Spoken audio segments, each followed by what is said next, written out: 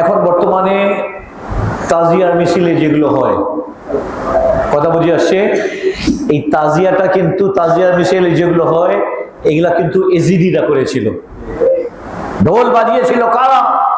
আমাদের বিজয় হয়ে গেছে, হুসাইনকে আমরা হত্যা করেছি, হুসাইনকে শহীদ বলবে না তো, ওরা হত্যা করেছি, তারা ঢোল বাজিয়েছিল, তারা আগুন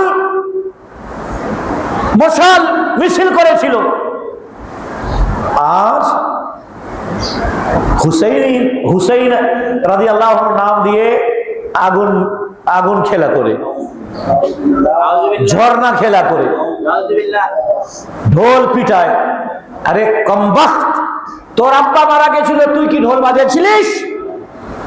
তোর মা মারা গেছে, তুই ঢোল বাজাচ্ছিলিস? তোর দাদা মারা গেছে, তুই ঢোল বাজাচ্ছিলিস? তোর কলেজের টুকরা সন্তান মারা গেছে, কোনদিন ঢোল বাজিয়েছিস? তাহলে হুসাইন ইবনে আলী ওনার শাহাদাতে ঢোল বাজাচ্ছিস কেন? এই কাজটা তো এজিদিরা করেছিল, ঠিক কিনা?